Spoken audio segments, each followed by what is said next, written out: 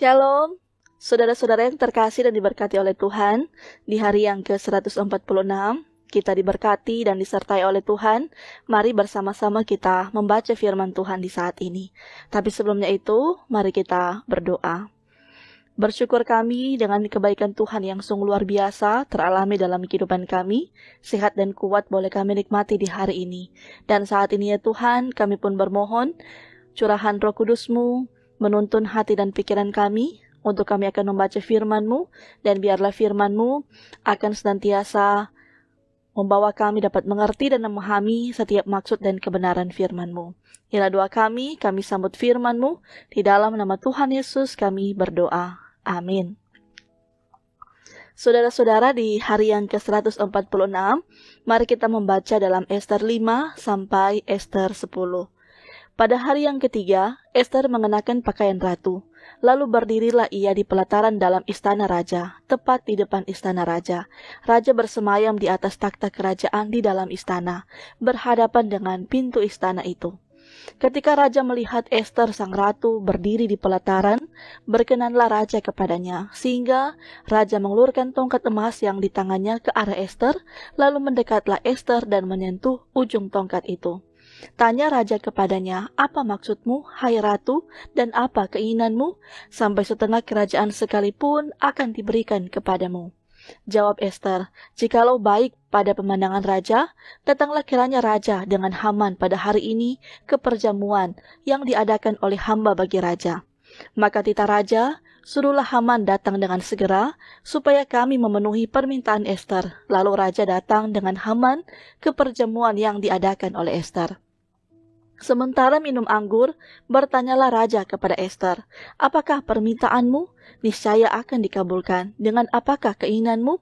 Sampai setengah kerajaan sekalipun akan dipenuhi." Maka jawab Ester, "Permintaan dan keinginan hamba ialah, jikalau hamba mendapat kasih raja, dan jikalau baik pada pemandangan raja mengabulkan permintaan serta memenuhi keinginan hamba, datang pula lah kiranya raja dengan Haman ke perjamuan yang akan hamba adakan bagi raja dan Haman. Maka besok akan hamba lakukan yang dikehendaki raja." Pada hari itu keluarlah Haman dengan hati riang dan gembira.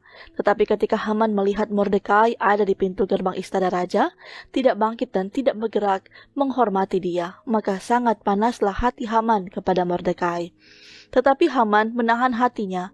Lalu pulanglah ia ke rumahnya dan menyuruh datang sahabat-sahabatnya dan Zeres istrinya. Maka Haman menceritakan kepada mereka itu besarnya kekayaannya, banyaknya anaknya laki-laki dan segala kebesaran yang diberikan raja kepadanya, serta kenaikan pangkatnya di atas para pembesar dan pegawai raja.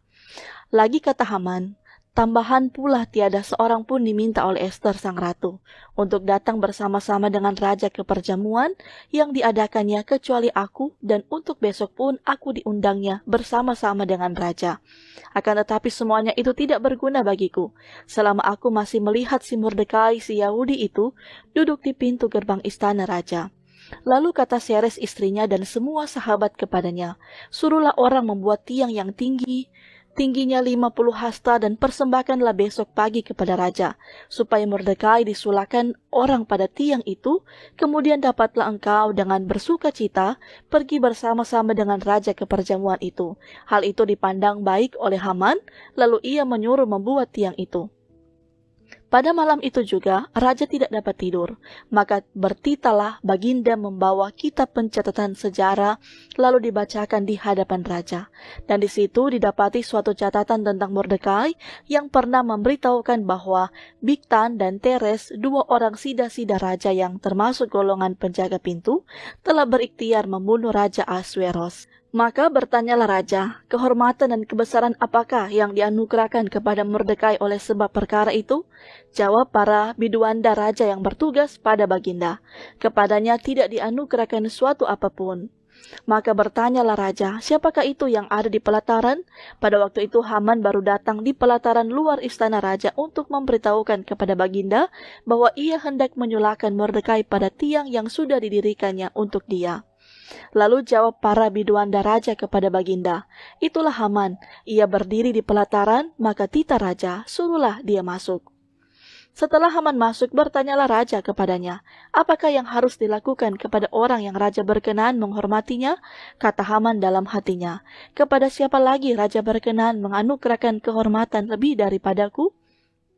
Oleh karena itu jawab Haman kepada raja, mengenai orang yang raja berkenan menghormatinya, "Hendaklah diambil pakaian kerajaan yang biasa dipakai oleh raja sendiri, dan lagi kuda yang biasa dikendarai oleh raja sendiri dan yang diberi mahkota kerajaan di kepalanya.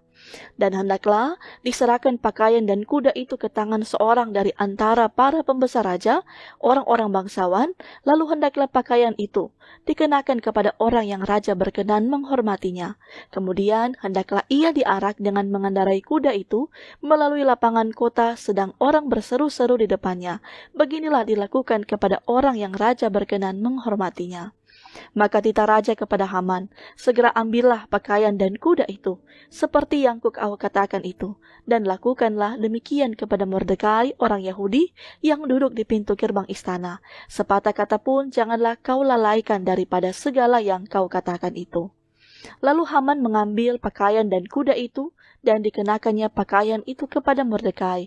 Kemudian diaraknya Mordekai melalui lapangan kota itu, sedang ia menyerukan di depannya, "Beginilah dilakukan kepada orang yang raja berkenan menghormatinya." Kemudian kembalilah Mordekai itu ke pintu gerbang istana raja.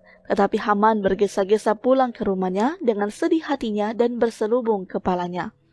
Dan Haman menceritakan kepada Seres istrinya dan kepada semua sahabatnya apa yang dialaminya. Maka kata para orang arif bijaksana dan Seres istrinya kepadanya, "Jikalau Mordekai yang di depannya engkau sudah mulai jatuh adalah keturunan Yahudi, maka engkau tidak akan sanggup melawan dia. Malahan engkau akan jatuh benar-benar di depannya." Selagi mereka itu bercakap-cakap dengan dia, datanglah sida-sida raja, lalu mengantarkan Haman dengan segera ke perjamuan yang diadakan oleh Ester. Datanglah raja dengan Haman untuk dijamu oleh Ester sang ratu. Pada hari yang kedua itu, sementara minum anggur, bertanyalah pula raja kepada Ester, "Apakah permintaanmu, hai Ratu Ester? Niscaya akan dikabulkan. Dan apakah keinginanmu? Sampai setengah kerajaan sekalipun akan dipenuhi." Maka jawab Ester sang ratu, "Ya raja, jikalau hamba mendapat kasih raja dan jikalau baik pada pemandangan raja, karuniakanlah kiranya kepada hamba nyawa hamba atas permintaan hamba dan bangsa hamba atas keinginan hamba. Karena kami, hamba serta bangsa hamba, telah terjual untuk dipunahkan, dibunuh dan dibinasakan.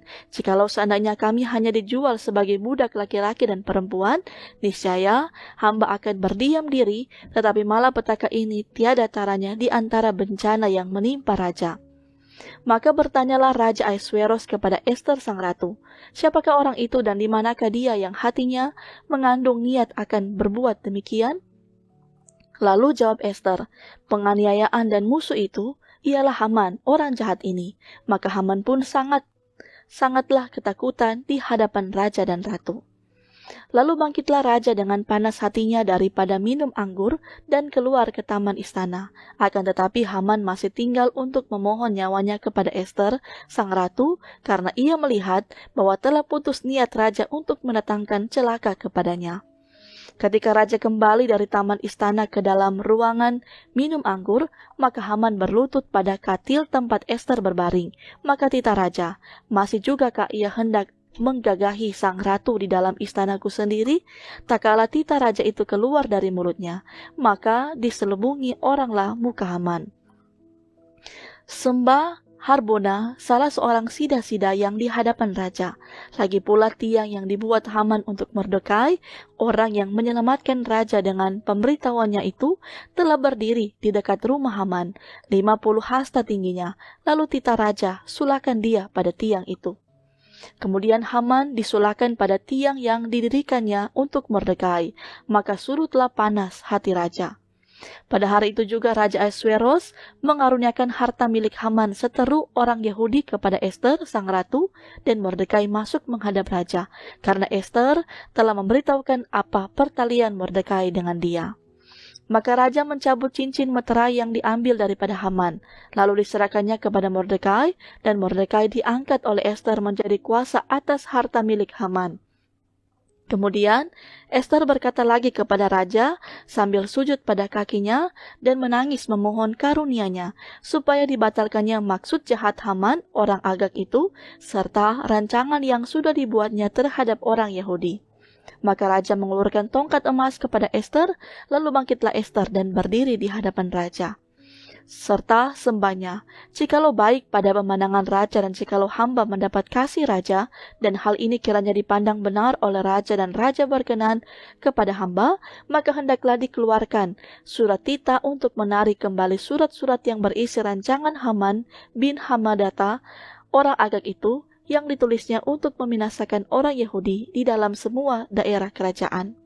Karena bagaimana hamba dapat melihat malapetaka yang menimpa bangsa hamba dan bagaimana hamba dapat melihat kebinasaan sanak saudara hamba?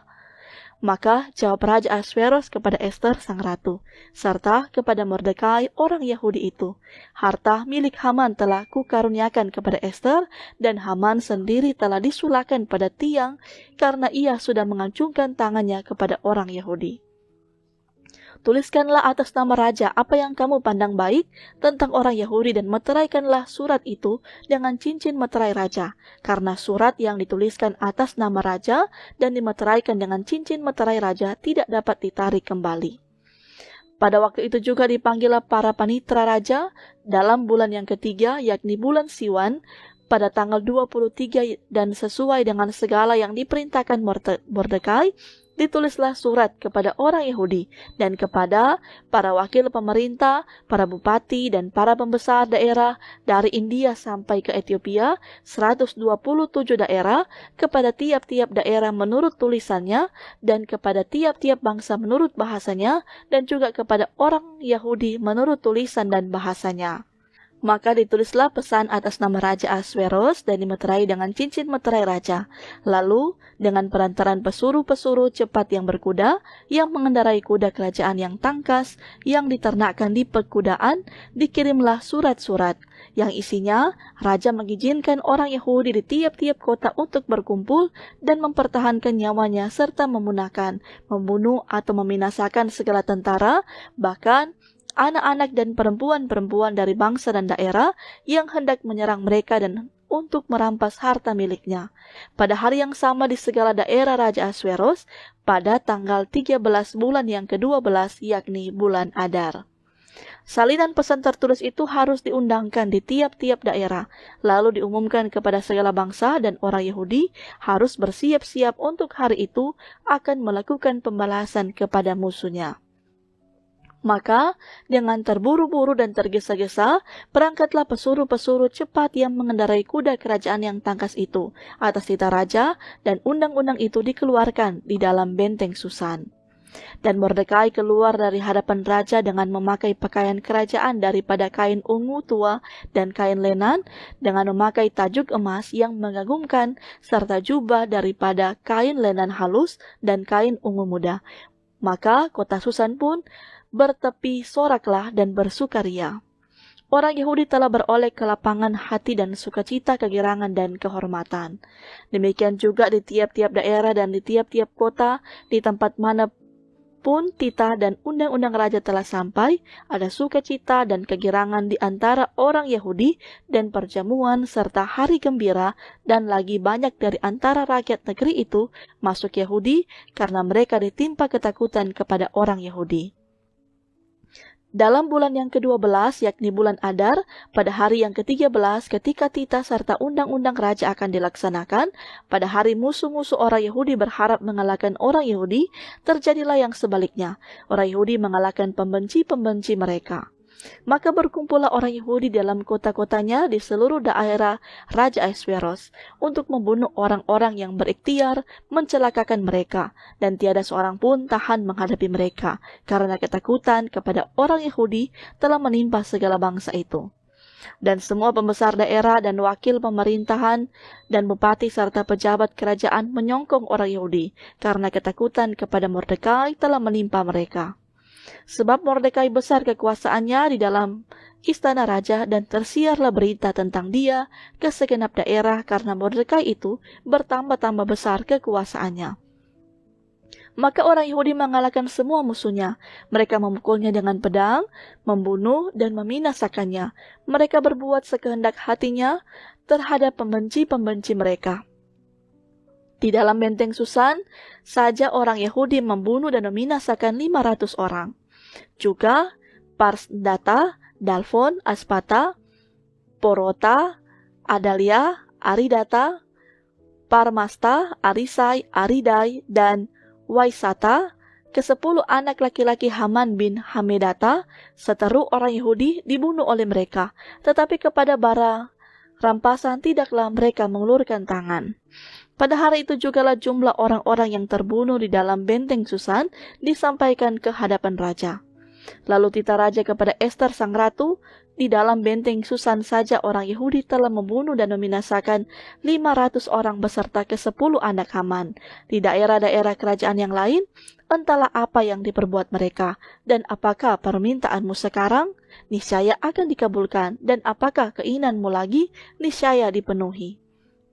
Lalu jawab Ester, jikalau baik pada pemandangan raja, diizinkanlah kiranya kepada orang Yahudi yang di Susan untuk berbuat besok pun sesuai dengan undang-undang untuk hari ini, dan ke-10 anak Haman itu hendaklah disulakan pada tiang. Raja pun menitahkan berbuat demikian, maka undang-undang itu dikeluarkan di Susan, dan ke-10 anak Haman disulakan orang. Jadi berkumpullah orang Yahudi yang di Susan pada hari yang ke-14 bulan Adar juga, dan dibunuhnyalah di Susan 300 orang. Tetapi kepada barang rampasan tidaklah mereka mengulurkan tangan. Orang Yahudi yang lain yang ada di dalam daerah kerajaan berkumpul dan mempertahankan nyawanya serta mendapat keamanan terhadap musuhnya. Mereka membunuh 75.000 orang di antara pembenci-pembenci mereka, tetapi kepada barang rampasan tidaklah mereka mengulurkan tangan. Hal itu terjadi pada hari yang ke-13 dalam bulan Adar. Pada hari yang ke-14 berhentilah mereka, dan hari itu dijadikan mereka hari perjamuan dan sukacita. Akan tetapi orang Yahudi yang di Susan berkumpul baik pada hari yang ke-13, baik pada hari yang ke-14 dalam bulan itu, lalu berhentilah mereka pada hari yang ke-15, dan hari itu dijadikan mereka hari perjamuan dan sukacita. Oleh sebab itu orang Yahudi yang di pedusunan, yakni yang diam di perkampungan, merayakan hari yang ke-14 bulan Adar itu sebagai hari sukacita dan hari perjamuan, dan sebagai hari gembira untuk antar-mengantar makanan. Maka Mordekai menuliskan peristiwa itu, lalu mengirimkan surat-surat kepada semua orang Yahudi di seluruh daerah Raja Ahasweros, baik yang dekat, baik yang jauh, untuk mewajibkan mereka supaya tiap-tiap tahun merayakan hari yang ke-14 dan yang ke-15 bulan Adar. Karena pada hari itulah orang Yahudi mendapat keamanan terhadap musuhnya, dan dalam bulan itulah duka cita mereka berubah menjadi sukacita, dan pada hari perkabungan menjadi hari gembira, dan supaya menjadikan hari-hari itu hari perjamuan dan sukacita, dan hari untuk antar-mengantar makanan, dan untuk bersedekah kepada orang-orang miskin. Maka orang Yahudi menerima sebagai ketetapan apa yang sudah dimulai mereka, melakukannya dengan apa yang ditulis Mordekai kepada mereka. Sesungguhnya Haman bin Hamedata, orang Agag, seteru semua orang Yahudi itu, telah merancangkan hendak membinasakan orang Yahudi, dan dia pun telah membuang pur, yakni undi, untuk menghancurkan dan membinasakan mereka. Akan tetapi ketika hal itu disampaikan ke hadapan raja, maka dititahkannya lah dengan surat supaya rancangan jahat yang dibuat Haman terhadap orang Yahudi itu dibalikan ke atas kepalanya. Maka Haman beserta anak-anaknya disulahkan pada tiang. Oleh sebab itulah hari-hari itu disebut Purim menurut kata Pur. Oleh sebab itu jugalah, yakni karena seluruh isi surat itu dan karena apa yang dilihat mereka mengenai hal itu dan apa yang dialami mereka, orang Yahudi menerima sebagai kewajiban dan sebagai ketetapan bagi dirinya sendiri dan keturunannya, dan bagi sekalian orang yang akan bergabung dengan mereka, bahwa mereka tidak akan melampaui merayakan kedua hari itu tiap-tiap tahun, menurut yang dituliskan tentang itu dan pada waktu yang ditentukan. Dan pada hari-hari itu akan diperingati dan dirayakan di dalam tiap-tiap angkatan, di dalam tiap-tiap kaum, di tiap-tiap daerah, di tiap-tiap kota, sehingga hari-hari Purim itu tidak akan lenyap dari tengah-tengah orang Yahudi dan peringatannya tidak akan berakhir dari antara keturunan mereka. Lalu Ester sang ratu anak Abihail menulis surat bersama-sama dengan Mordekai orang Yahudi itu. Surat yang kedua tentang hari raya Purim ini dituliskannya dengan segala ketegasan untuk menguatkannya. Lalu dikirimlah surat-surat kepada semua orang Yahudi di dalam ke-127 daerah kerajaan Ahasveros dengan kata-kata salam dan setia, supaya hari-hari Purim itu dirayakan pada waktu yang ditentukan seperti yang diwajibkan kepada mereka oleh Mordekai orang Yahudi itu dan oleh Ester sang ratu, dan seperti yang diwajibkan mereka kepada dirinya sendiri serta keturunan mereka mengenai hal berpuasa dan meratap-ratap. Demikianlah perintah Ester menetapkan perihal Purim itu, kemudian dituliskan di dalam kitab. Maka Raja Ahasveros mengenakan upeti atas negeri dan daerah-daerah pesisir juga. Segala perbuatan yang hebat serta gagah dan pemerintahan yang seksama tentang kebesaran yang dikaruniakan Raja kepada Mordekai, bukankah semuanya itu tertulis di dalam kitab sejarah Raja-Raja Media dan Persia? Karena Mordekai orang Yahudi itu menjadi orang kedua di bawah Raja Ahasveros, dan ia dihormati oleh orang Yahudi serta disukai oleh banyak sanak saudaranya, sebab ia mengikhtiarkan yang baik bagi bangsanya dan berbicara untuk keselamatan bagi semua orang sebangsanya. Demikian firman Tuhan, mari kita berdoa. Bapa di sorga, terima kasih kami semua boleh membaca firman-Mu. Tuntun bimbinglah kami, supaya kami akan selalu memiliki kesukaan untuk selalu hidup sesuai dengan firman-Mu. Dan hari ini bersyukurlah juga kami, hari pemberian-Mu, maka kami pun bermohon, Tuhan berkatilah segala kelangsungan kehidupan kami, pribadi dan keluarga kami, dengan berbagai profesi dan mata pencarian kami. Bukakanlah berkat yang berasal daripada Tuhan, sehingga Tuhanlah yang akan menuntun, memberkati, menyertai segala kehidupan kami di hari ini. Dan kami akan percaya semuanya ada dalam rancangannya Tuhan. Tuhan akan memberikan yang terbaik untuk kehidupan kami di sepanjang hari ini. Inilah doa kami, di dalam nama Tuhan Yesus kami berdoa. Amin. Terima kasih Bapak Ibu Saudara-saudara yang telah membaca firman Tuhan bersama di saat ini. Tuhan memberkati kita sekalian.